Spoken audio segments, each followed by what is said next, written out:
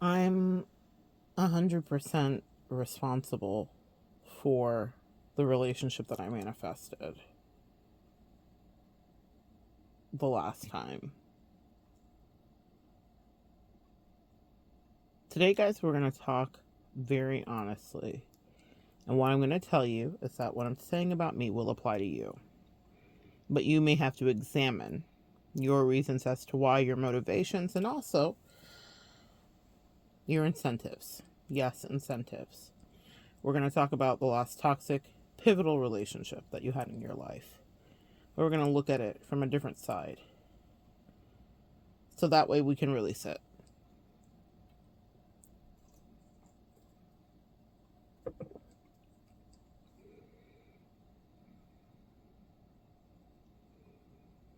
After many years of being not loved thoroughly, healthily, being in emotional droughts with so many, and I think it's something that it's a fate earth angels can suffer to a certain degree.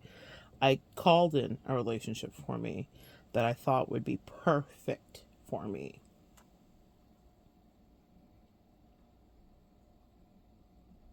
We will call in something according to our level of deficit, malnutrition, or previous abuse history until we heal. So if I didn't get enough of this, the way that I manifested was that it would be an overabundance of the thing that I thought I needed. I didn't understand that that's what I was doing when I was manifesting it, but upon reflecting and transmuting it so I can release it, I see it. I see it. Due to a deluge of various rejections in my life, for me, I thought the way I would experience being loved right would be by someone who wanted me so much that my own insecurities would take flight. That they could love me out of those things that just didn't sit right in my soul. Be careful what you ask for, because if you are not securely grounded in yourself, someone else's demons can take control. I found myself in a relationship with someone who was emotionally blackmailing me. All kinds of subtle manipulations, passive aggressive tendencies, covert behaviors, and the subtext, the quiet part that wasn't said out loud was, don't you leave. Don't you leave me. I wanted that, I thought. I wanted someone who would quote unquote need me. Until the needing of me that they did meant that I had to forfeit my own self-care. Otherwise, they would throw a fit. Can any of you guys relate? Have you ever been there? When they would see me start pouring into me, that would cause some kind of like fracture for them, and they would start to behave badly, whatever that means. Maybe you dated someone or were married to someone who would mimic what you would like to do that was your escape or your hobby or your thing that was just for you and you, right? For me, it wasn't that per se. It was just that she was used to getting her own way.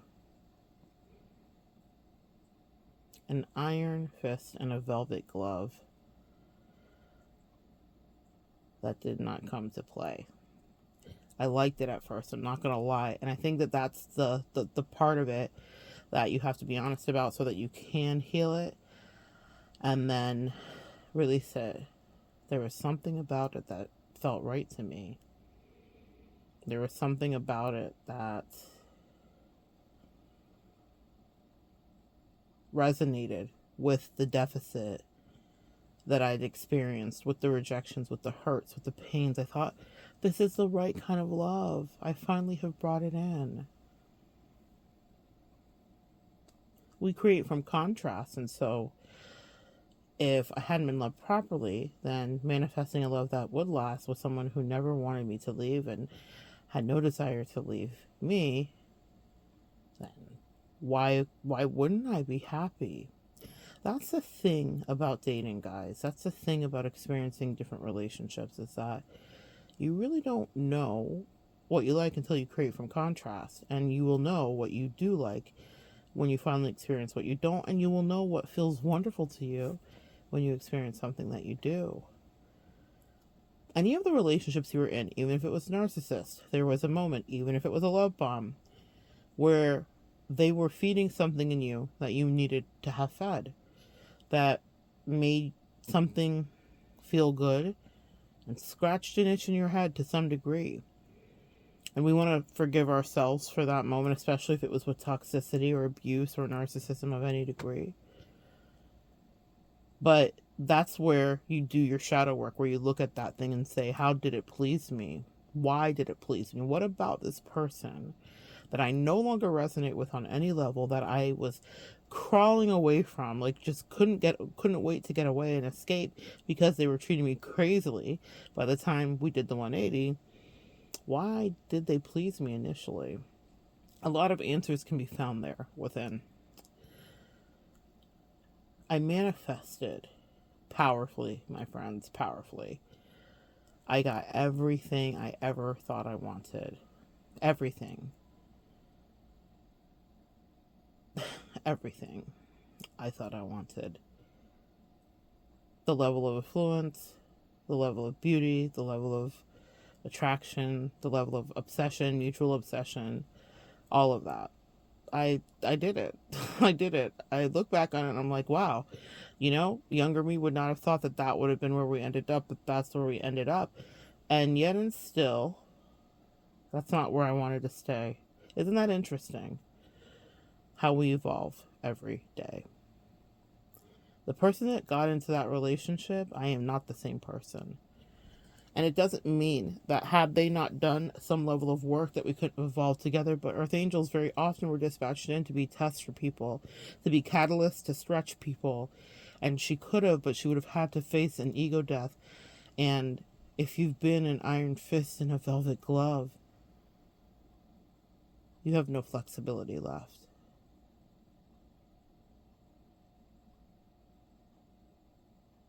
By the end of it, she just wanted me to submit. She just wanted me to submit, to sit still, to shut up, to take her shit, to deal with her nature, her obsessions, her controlling, weirdly domineering, hidden though, thinly veiled. I could see it screaming at me. And when I disembarked, I realized that other people could see too. Maybe that's something that might free some of you. You're not as crazy as you think, or as they have gaslit you to believe. When you cut yourself free, other people are like high-fiving you, like, we know why you decided to leave. We know who they really are. We just deal with it. When it was time for me to disembark, people tell me, like, you can't set boundaries with this person. Like, it was just an obvious thing. Like, you just don't set boundaries with this person. Oh, really? Well, if she's on demon time, then I'm on my Earth Angel energy, and we're gonna set boundaries. Absolutely.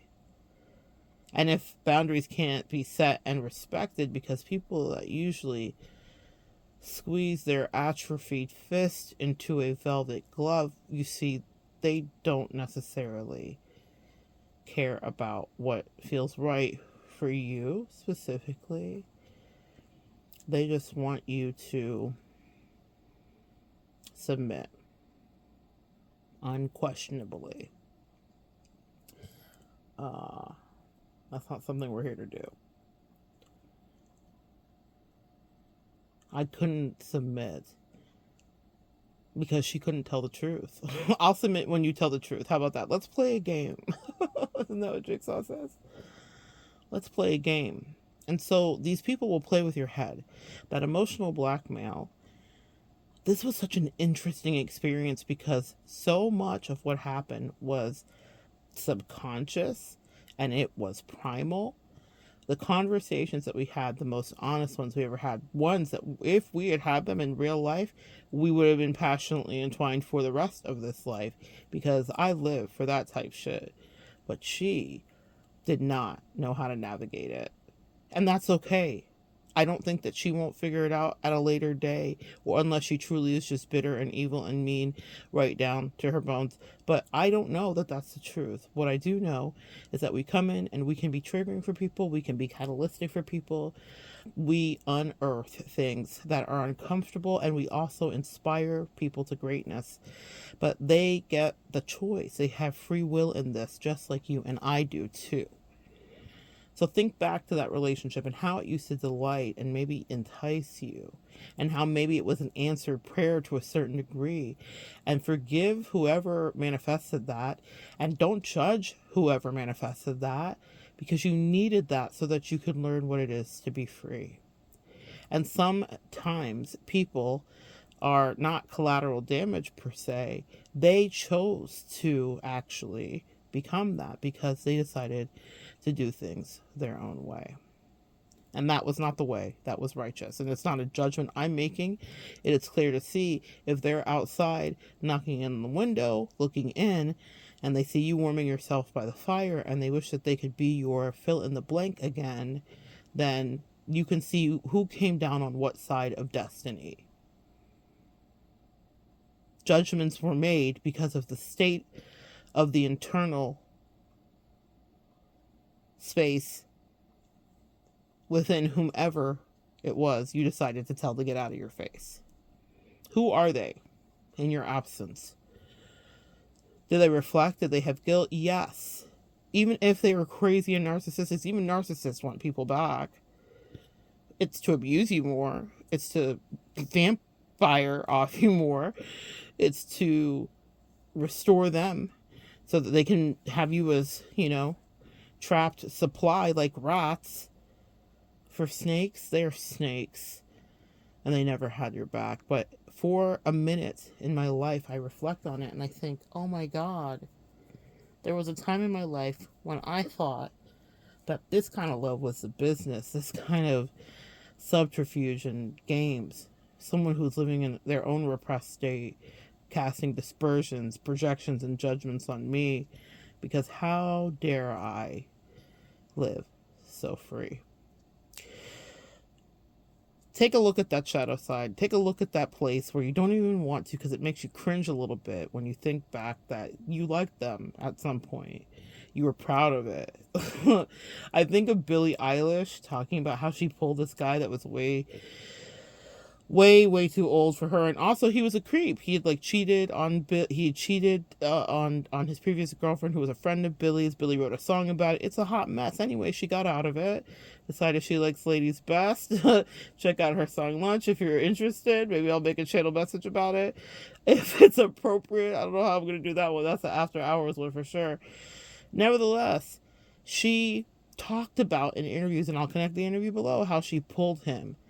We all know that feeling when we're like, I was able to, like if it's someone that was a get for you, or someone that you were really attracted to, or someone that you really thought loved and respected you, even if it wasn't about anybody else in the world seeing it, it was an ideal. That was someone that you were like, man, I'm really attracted. I like this person. And then they like you too. And it's like, oh my God, what are we going to do? And then you do what you do, but they don't grow with you, not spiritually. And if you're here on this channel, then that's what we do, collective. And they couldn't come with you, not because they weren't invited to. It's because they didn't want to do the work that you had to do. They didn't want to be honest with you about their bullshit, whatever that may be. But they wanted to emotionally blackmail you so that you would sit put and stay there and never be free. You are not property of the snakes. You are not property of the takers. You are not property of the vampires. You are not property of the gaslighters and the way blockers. Okay, you are a way maker. So I reflect back on that, and I forgive her, previous me, for being attracted to someone who was just filled with all kinds of antagonistic energy towards me. She blocks so much in my life. It's not that I'm blaming her. I needed to learn that lesson. I needed to know what that looked like. And I needed to know what it looked like from that perspective specifically, because we are often on the spiritual battlefield, right? And we're going through these dark nights and we're up leveling. But that was a passing of a test for me. I did spiritual ascension immediately thereafter, which was depressing for me. And so I want you guys to give yourself some grace and peace. That shit rocked me. It was so uncomfortable to have to look at someone who I thought loved me and realize that I had never probably had a bigger enemy. She lulled me to sleep. The strategy was really brilliant. I was so comfortable with the dysfunction because it was the cushiest, most delicious dysfunction I'd ever had. It took me a while to wake up and realize, oh fuck, this is bad. Wait. I'm not growing the way that I should be. I should be 2 years ahead, 1 year ahead. Something should be different. Why am I now atrophied? Like the fist that was in the velvet? How did I become this? Well, because we become like the people that we are around. And she needed some sunshine to help cast shadows on her frown. Yeah, I can't say she needs sunshine to warm her up. She didn't necessarily want to have something to smile about. She just wanted to complain repeatedly about something that she never was going to change. And that's okay. But what that is to you, Earth Angel, and what that is to you, Chosen One, is a drain. It's an energy drain. When people come to you or they want you to stay stuck with them in situations that they have no intention of extricating themselves from, but they want you to be the triangulated person to fill them up every day so that they go back into the battlefield of which they choose to play, but they are not always supposed to choose to play. Sometimes they were supposed to choose to walk away, but instead of doing what you did do, they projected and picked fights and gaslit you. That was the choice they made. Yes, some of these people were your soulmates, but then they turned karmic. And you know how I feel about that. When you're losing money, sanity, sleep, or stability, it's a karmic partner. It's indisputable. It's non-debatable. It is what it is. It's almost at this point, check the list. Are these 3 things happening? Then this other thing is the result. I pulled in,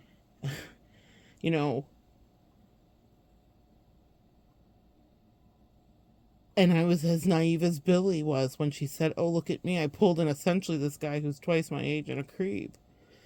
And this person wasn't that at all. That's not what I'm saying. Fair is fair. There were things that she was, but she was not that at all to any degree. But she just ended up being someone that wasn't rooting for me.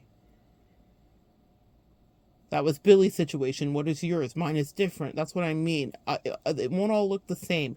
But my job to teach you this today isn't about us having mirrored exact experiences. It's for you to find the nuance in your situation and examine it.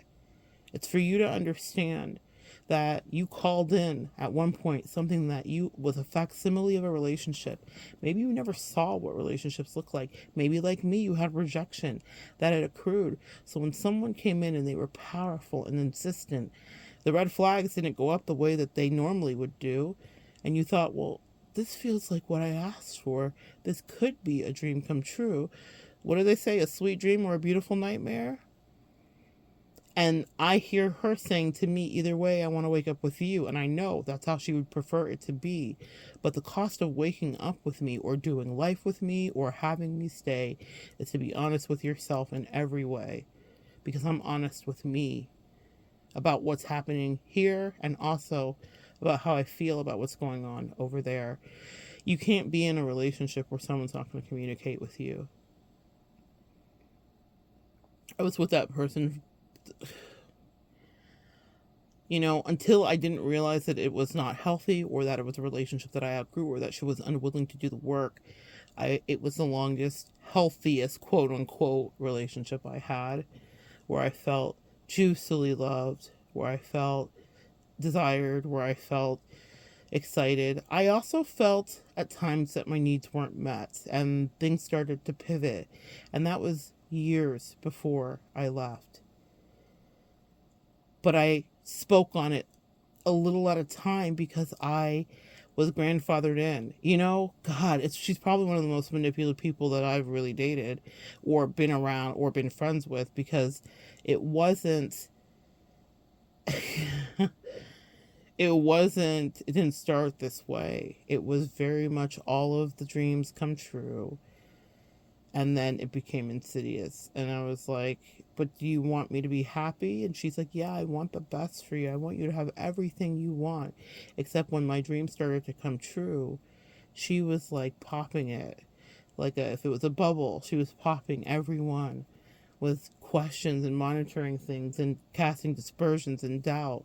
Remember, I said she wanted the sun so that it could cast shadows on her frown, not to light her up or warm her by the fireside. She wanted the sun so she could see where everything would not go right.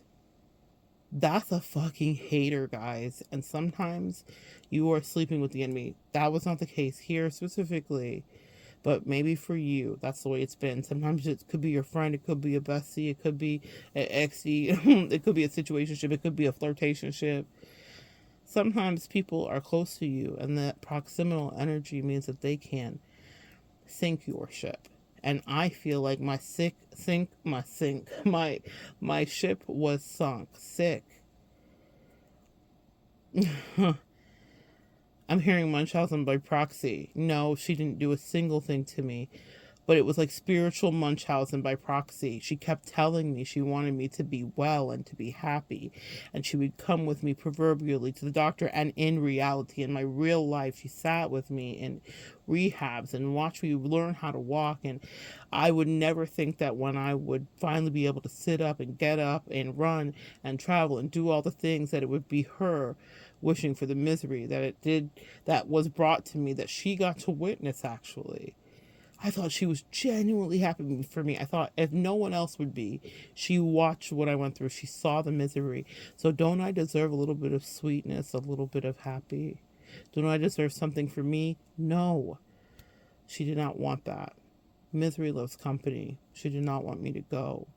And the emotional blackmail became so thick that the only way for me to rectify it was to absolutely disconnect.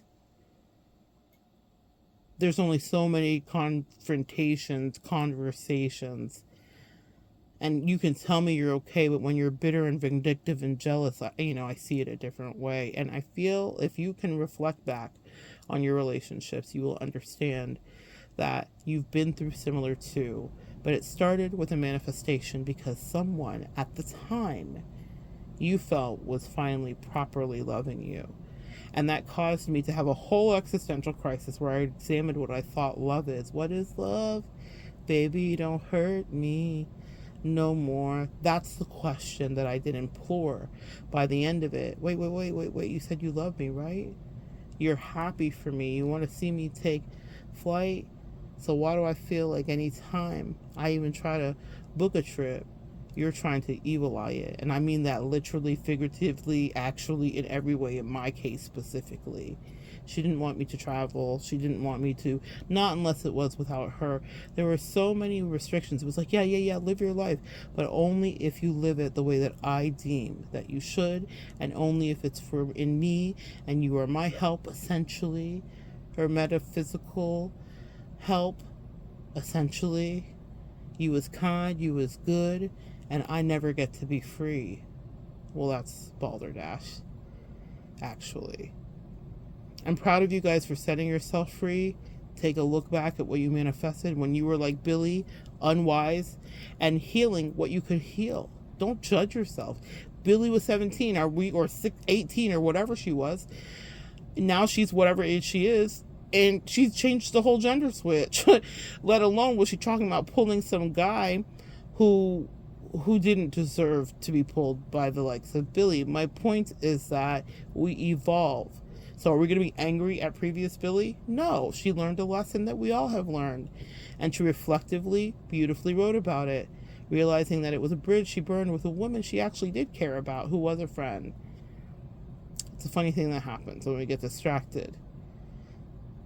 But also, we evolve. And we're not going to beat up our previous selves because that's the love you needed.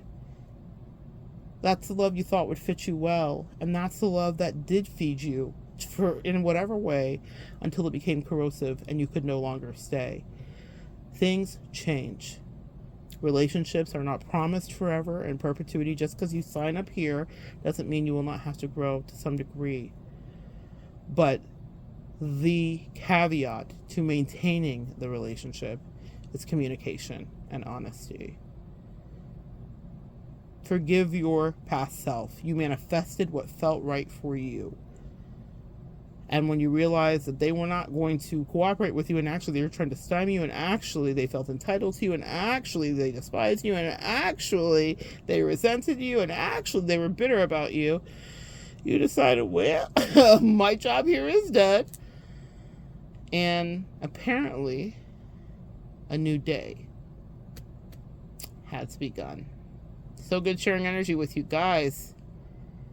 That's the little channel message that just came through. I hope it resonates with you.